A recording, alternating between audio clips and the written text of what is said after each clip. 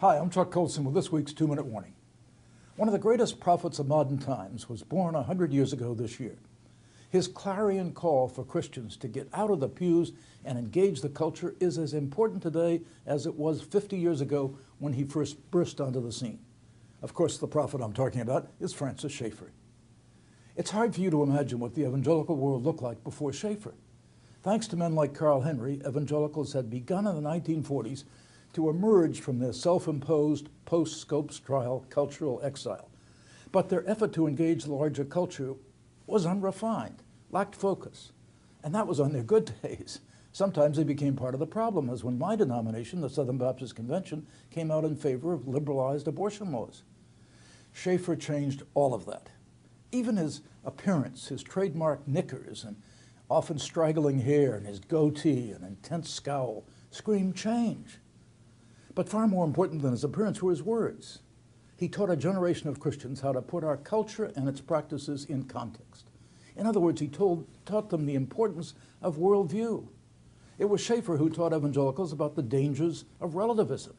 Schaeffer who helped us understand that Christianity isn't only about doctrinal truth, but about what he called true truth, the authoritative account of reality.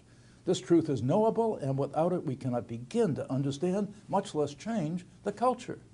Another thing Schaeffer taught us was the preeminence of the life issue to a Christian worldview. In works like Whatever Happened to the Human Race, Schaeffer, as my late friend Richard J. Newhouse once said, helped bring evangelicals and Catholics together on the picket lines at the abortion clinics. The result was an emphasis on the importance of the imago Dei in our cultural witness, an emphasis that lies at the very heart of my work.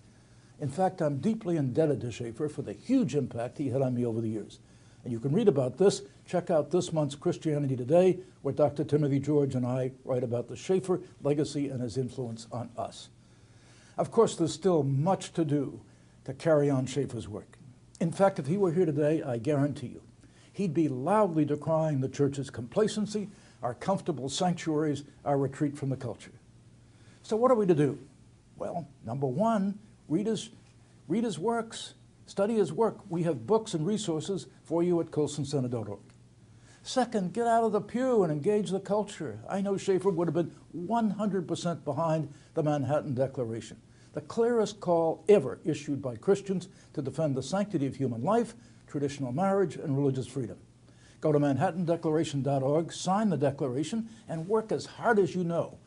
We've got to support it. We've got to get all kinds of people behind it. We have a lot of suggestions at manhattandeclaration.org, and in fact, we'll be launching a major campaign soon to promote the Manhattan Declaration. I'll keep you up to date in the weeks to come.